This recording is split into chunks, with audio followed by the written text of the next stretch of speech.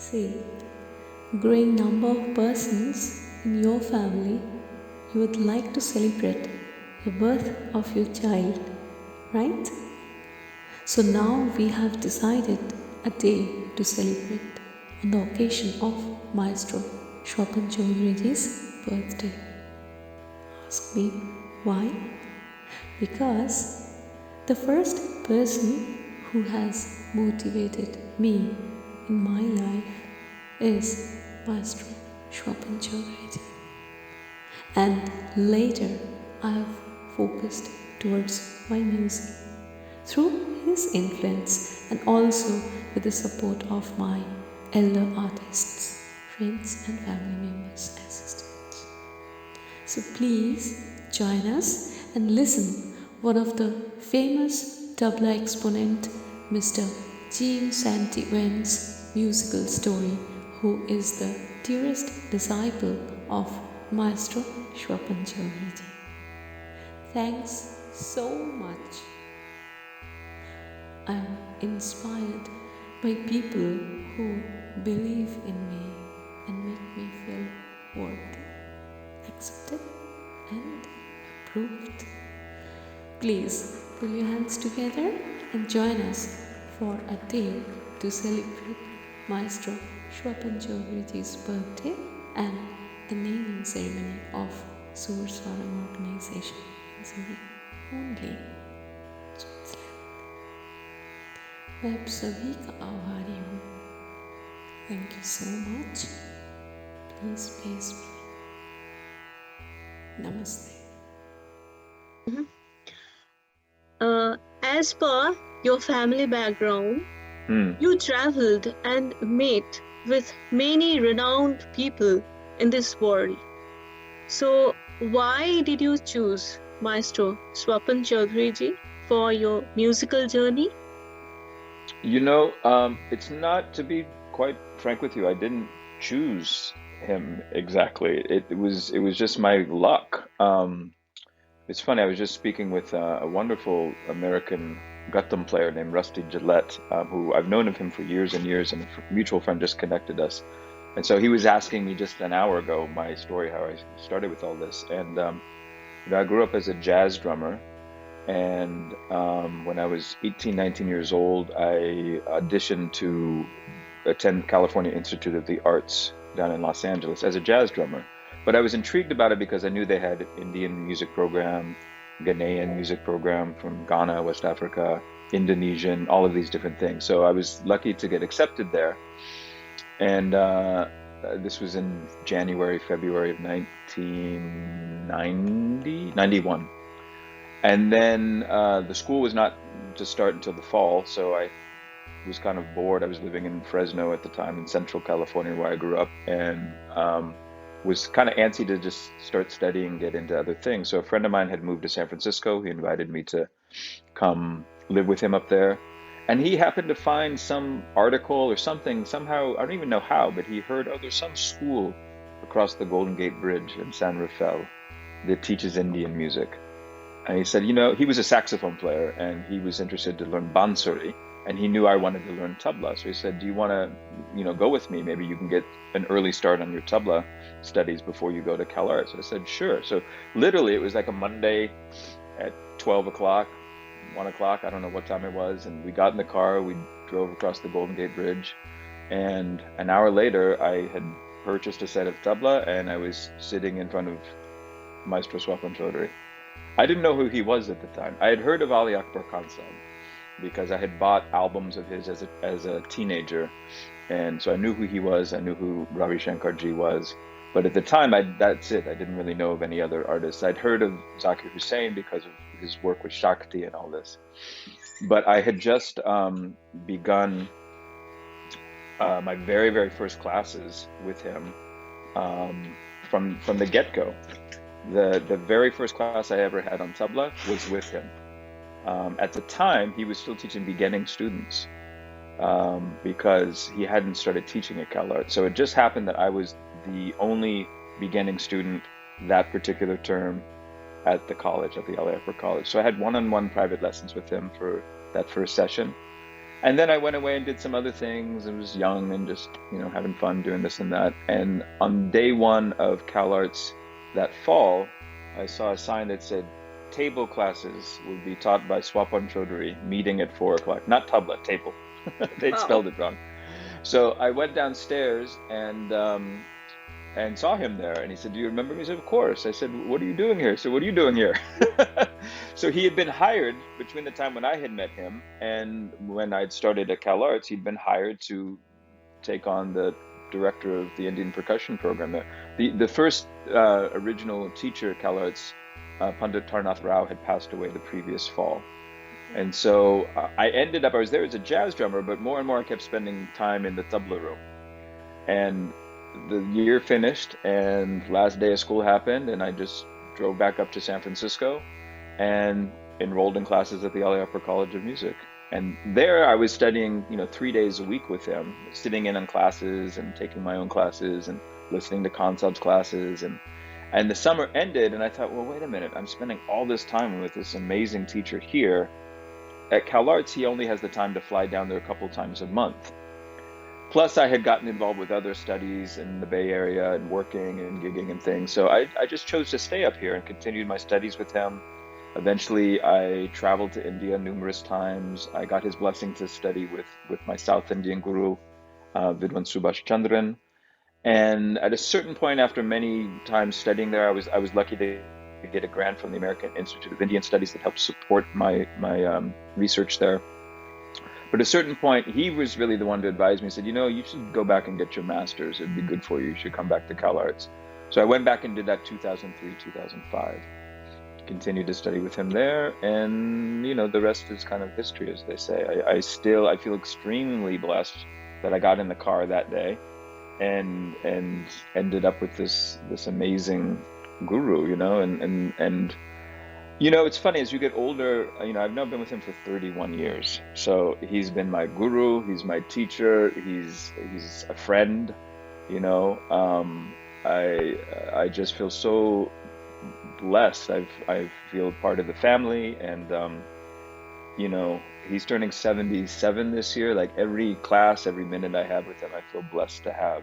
And not just to study from him, but to continue to pass it on by teaching a lot myself these days. That's why I feel very blessed, because when you teach, you learn so much. So especially during COVID, for us as musicians, it's actually been great because we've had all this time with our instruments, and I've spent so much time now really diving into old classes and notes and teaching myself. And I was lucky now to come full circle. Last year I was teaching with him at CalArts for a semester. I was his assistant and teaching on my own as well. So it's just been great. And, we're doing so much work with him now with creating this archive of all of his classes that are going to be launched. This is going to be launched soon, that anywhere in the world, people will, for generations, will be able to log on and see these classes and study with him directly. So for me to be whatever small link in that chain of this music, going from him back to his guru and all the way back, it's just a huge blessing for me. Every day, any day I put my hand on my tongue. I've been blessed to have done 2 chillas. One when I was, when did I do that actually? 95, 96, is that right? One, I was very young, both in terms of my maturity as a young man, but also with the amount of time I had on tabla. It was in some ways maybe too early to do it, but I did it anyhow. And then I did another one in 2000, right after I tied Ganda with Swapan Ji. So the first one I did in my parents' home back in Fresno. I just stayed. I moved back in the back room of the house, and for 40 days I didn't see them. My mother brought food to the door. I never left the room unless they left the house. If they went out to go run some errands or go to church or whatever, then I would maybe go out into the backyard, get some fresh air or something. But other than that, I just stayed in that back room, or, to use the restroom or whatever. But I didn't even see them for 40 days. And then the next one I did actually in Himachal Pradesh, up in Dharamshala, where the Dalai Lama has his government in exile. And I had some friends that were living up there. And they arranged for me a cabin. I had a cook that came and brought food and everything. That one was much different. The first one, I have to say, was like 40 days of heaven and hell. Like some days I felt great, some days I just felt absolutely awful. Again, it was mostly my emotional, psychological maturity at that point. And also just the time with the instrument. I would say that was 40 days of just making a relationship with the instrument, you know. The next time I was kind of giddy the whole time. I was just like, I couldn't believe I was like so lucky to have found this as an idea and to be able to do it again, you know. The only thing with that one I will say is I kind of spoiled it at the end because the people who hosted me said, "Oh, do you want to do a little concert when you're done?" Okay, sure. I should have never said yes to that because the last portion of it, now I was thinking, oh, I've got to play really great. Everyone's going to say, oh, this guy's been practicing for 40 days. He's going to be great, you know, and it ruined my practice, I have to say. So anybody, if you're listening, if you ever want to do this, do not have any goal in mind. That's not the point. It's just making that connection with your instrument and with yourself, you know, and giving yourself 100% focus on it. So, you know, every time when I've done it, of course, I've gotten my Guruji's blessings and spoken with him and gotten his advice about it. First time I did it, I met with Ali Akbar Khan Sahib and I got his advice. I was very intimidated to do it, to even talk to him about it. I didn't even say Chilla. I said, Baba, I wanted to get your advice. Swapan Ji gave me his permission to do. I didn't say Chilla. I said something like Chilla. And he was like, Chilla is after 20 years practicing 18 hours a day, then Guru tells you do Chilla. That's Chilla. So I was like, thank you, Baba. But I also was very lucky because the first time I heard about Chilla, there's this wonderful book called Drumming on the Edge of Magic, written by Mickey Hart. And that's actually one of the first times I got exposed to some of the history of tabla, because Mickey Hart was, most people probably know, was the drummer for the group The Grateful Dead. And he also studied very early on with Ala Raka Khan Sahib and became like a dear friend and mentor in some ways to Zakir Ji. So in that book, there's a section where Zakir Ji tells his story of doing his 2 chillas. So that's when I first heard the whole concept. And so when I did my first one, I tried to reach out to Zakir Ji. I didn't really know him well, but I managed to reach him, and I just caught him on the phone finally. And I said, I'm going to do this thing. I'm going to do a chilla. I said, do you have a couple minutes to maybe give some advice? And he said, what are you doing tomorrow? Nothing. He said, come up to the office. Let's talk. I was really blown away. So I went up there and spoke with him for a long time. He was very humble about it. Culturally, I have to say he was very humble, because he said, you know what, us Indians, we have this chip on our shoulder, like we've got the market cornered on Riyaz about how much we practice 29 hours a day and blah, blah, blah, blah, blah. He said, your Riyaz and Chilla, it's nothing other than just having 100% focus on your music. And so we're not the only people to do that. If you take someone like the great jazz saxophonist John Coltrane, he used to practice all day long. And then he'd go to the concert, and then, in between the first set and the second set, he'd go off into the dressing room and keep practicing. His mind was 100% focused on his music. He said that's someone, his life was like Chilla, right? So that was very wonderful. He gave me that advice. And then when I did the second one, I was in Chennai at the time, and I saw he was in town for a concert, and I tried to contact him and called the hotel and just went to the concert and met him backstage. He said, you didn't leave a number, I couldn't reach you. And he said, what's up? I said, I'm going to do a second chill. I just wanted to get your advice and blessing. And same thing, he said, come to my hotel tomorrow.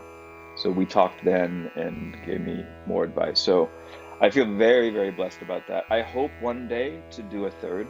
They say traditionally you should do 3. I would be very interested to do it now. I feel like it would, because now I'm much older, so just my own emotional maturity, but also my relationship to the instrument. The thing is, you can do it at any stage on one level. Again, I think it's really just about your connection to the instrument, you purifying yourself in a certain way, because you have to face yourself. It's like people, it comes, I don't know if you know this, but it comes out of Sufism, the tradition. I thought for sure that it was coming more from a Hindu tradition. Like Guruji Swapanda told me, you should have like a, some image of Ganesh and Saraswati, and you offer incense. So I thought this must be a Hindu thing. But when I talked with my South Indian guru about it, who's very religious person, I thought for sure, oh yes, do this and this and this. And he was like, Chilla, huh? He was never even heard of it. And then I was reading a book of poems by the poet Rumi. And in the back of the book, there was some footnotes, and it said Rumi in his life completed many chillas. I thought, wait a minute. And then I was in Chennai, and I found a book. I remember thinking, God, I wish someone had written something about this. And I'm not joking, like, within the next couple of days, I was at a bookstore in Chennai, and I'm looking at it on my bookshelf up in front of me. I saw a book that said 40 days. I thought, wait a minute, what's this? I took it off the shelf, and sure enough, it was a book by this American woman. She was like half American, half Turkish, I think, who was a Sufi, and she was also a psychologist. So she went and did this chilla, and her preceptor, like her guru kind of thing, said, as a psychologist, it could be interesting afterwards. Like you should, keep a journal of your experiences, and then maybe write about it afterwards from that dual perspective of as a devotee, as a Sufi, but also from maybe a scientific perspective. So I ended up contacting her and wrote to her before I did my second one. We had some correspondence back and forth. But yeah, it comes out of Sufism and people going and, doing zikr all day long, and of course namaz and fasting and all of these things. So, I mean, as you know, the tradition from North India, you have a heavy influence. These musicians were all, Muslim, or converted to that historically. So people forget, they want to rewrite the history and think, oh, this is only somehow a Hindu thing, And of course, it's beyond all of that, Swapanji. I remember him telling the story where he's told it many times, where some interviewer was kind of bugging him, are you Hindu, Muslim? Are you Hindu? Are you Muslim? He said, I'm a musician. He said, yeah, but are you Hindu? You're Muslim? I'm a musician. That's it. So excellent. That's the thing. That's the thing. In terms of a spiritual or closer to God or whatever you want to say about all of that, I'm not very religious at all. But there is something in this, and it's just, Swapanta talks about all the time, it's just your focus. I mean, when you think about it, especially with tabla, because of the bowl, you're reciting, right? So think of the focus, like what you're thinking, what you're saying, what you're playing, those all have to be in perfect alignment. And if for one moment your mind goes somewhere else, you're finished. So that kind of focus, and then, he's always saying how, music is the main thing that brings you peace. And it's because of that focus, it settles you down. Now, it's not always a peaceful thing, like practicing, there can be a lot of frustration and this energy and that energy that we all have to do with. But at the end of the day, it's the mental focus. That's the thing. So that's the huge gift of any music. It's not just Indian music or drumming or whatever, but any art, like something that has that like mind-body connection. Exactly. It lets you find that kind of place of center. Thank you for asking. Thank you. The Buddhist perspective, once you reach that, your suffering is then gone. Like you now have realized like the nature of reality. And it's not that you don't experience, hardship and pain and death and suffering or, all these things, but your reaction to it changes. Lovely. Right? And so I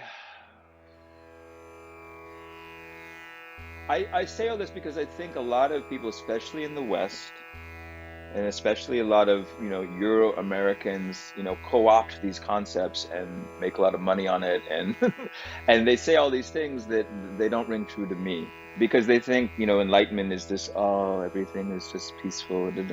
And it's not. You know what? I'll tell you a story. When Ali Akbar Khan Sahab passed away, at the memorial, when his son Alam spoke, I'll never forget. One of the things he said was that, his father was, because again, look at concept, people like, he's God. Everyone says this kind of thing, right? But his son was like, he was just a man.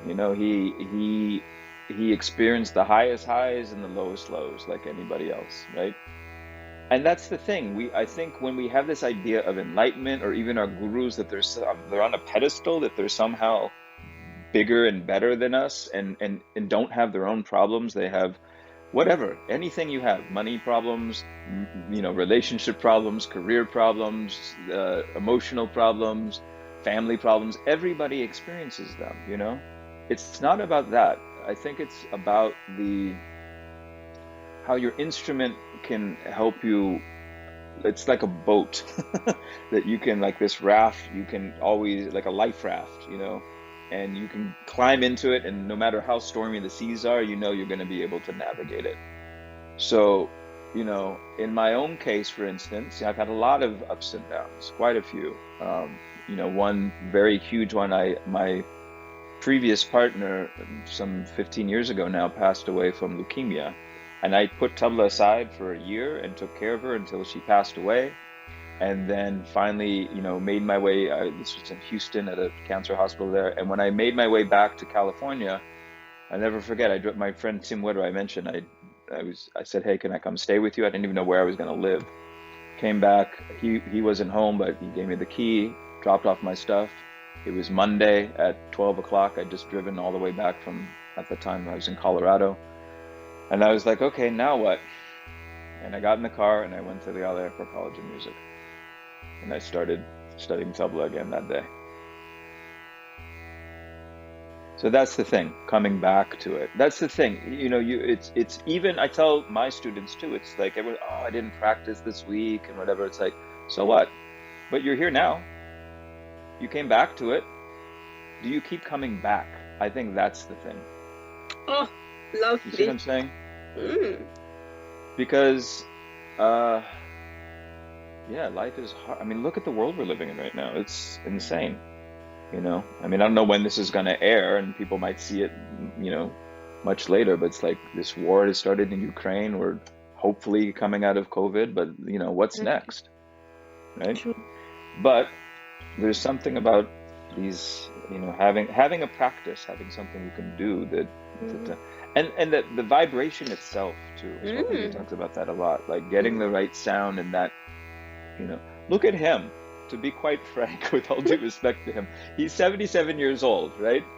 He'll be the first to say that, maybe he could lose a few pounds here or there. Like he should be in not as good of shape as he actually is. But his energy, my God, like every week I'm in class with him and I just want to quit, because his energy is unbelievable. Exactly. Unbelievable. Exactly. At that age, like, as musicians, we're all like pujaris of Ma Saraswati, which is what, that flow. Saraswati is a river, right? Like we're being servants of that flow of music and peace and all of that, if we're lucky. So thank you. Nice to talk to you. Anyhow, such a pleasure talking to you. Me too. And I wish you all the best with all of your endeavors, and I thank.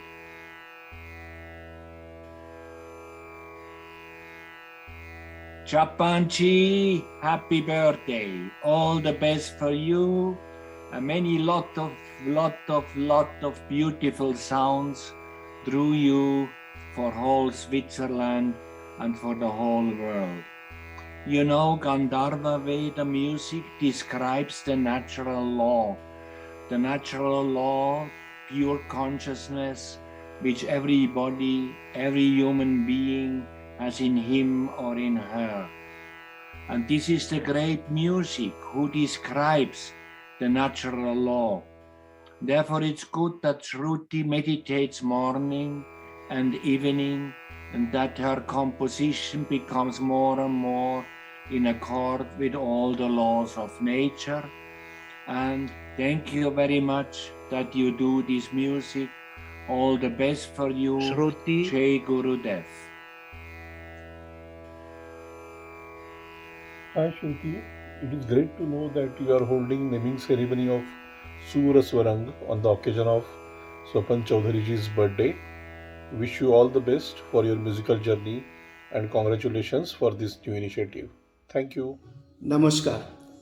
I'm Ajoy Bhattacharya, retired senior IT consultant from Zürich, as well as a senior cultural campaigner in Switzerland. Our many years of friendship with Shruti helped me to stay connected with our ethnical cultural tradition.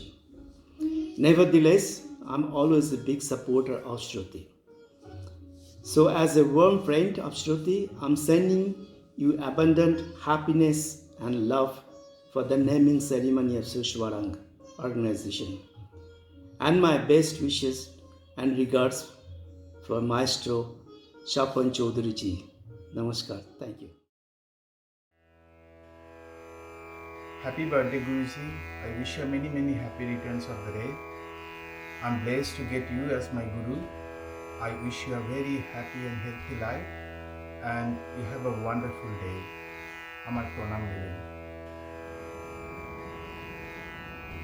Namaskar. I'm Subrata, the founder of Saranjali and cultural coordinator of Prachin Kala Kendra Chandigarh and senior examiner of Prachin Kala. Is delighted to be part of SurSwarang and member of SurSwarang, well-wishers of SurSwarang. My beloved sister Shruti Banerjee, vocalist, painter, artist from Switzerland. She is doing a great work and contribution for the promotion of art and culture over there since 2 decades. Let us join hands to promote Indian classical music and dance over there. And we are going to celebrate the Tabla Maestro Swapan Chaudhuri Ji's birthday in coming days. We'd like to thank you all and I'm grateful that Shruti is doing a lot of work for this part. Thank you very much. Namaskar to all of you. This is Sandip Chatterjee, a Santoor player from Kolkata. Today I am here to talk about an association based in Switzerland named SurSwarang, which has been curated by my student cum sister Shruti Banerjee. Shruti is a fantastic, hardworking and talented lady who is continuously trying to spread out our Indian heritage and culture in Switzerland. So I want to congratulate to you, Shruti. Please go ahead. We are all with you. And Pandit Swapan Chaudhuri, who is the doyen of Tabla, he is also supporting and blessing Shruti for her true endeavor. So Shruti, please go ahead and make SurSwarang successful, by which all the Indian musicians and Indian culture can be spread out in Switzerland. Pranam, dear Swapanji, happy, blissful, joyful and healthy birthday to you. You are an inspiration always. Thank you for that. From the first time we met in Switzerland, looking forward to the next time we were meeting in Switzerland. I remember in my early Tabla days, just starting. Anyway, I'm just starting, absolutely. I bought this beautiful cassette of you and Ali Akbar Khan Saab live in Amsterdam, this beautiful cassette, which was a great inspiration too. So since long time you're a great inspiration and music unites and you are a great musician. From my heart, I absolutely say that. So you unite and you have been uniting so many people for so many years. Thank you for that. This is what we need in the world. Thanks to Shruti for reconnecting to you and I wish her also all the best. And I hope to see you soon. Thanks so much for everything. I wish you really all the best and a lot of joy and good health and lots of music and more beauty from your magical fingers. Happy birthday, Maestro Swapan Ji. And many wishes also to you, Shruti, for your organization, SurSwarang, in Switzerland. All the best in spread the arts of India. And again, happy birthday, Maestro Swapan Ji. Friends, hope you're doing well. Wishing you all a very happy Easter in advance. and spreading the spring color on this special day from SurSwarang organization. আগাম শুভ নববর্ষ, সবাই ভালো থাকবেন, থেকো, নমস্কার।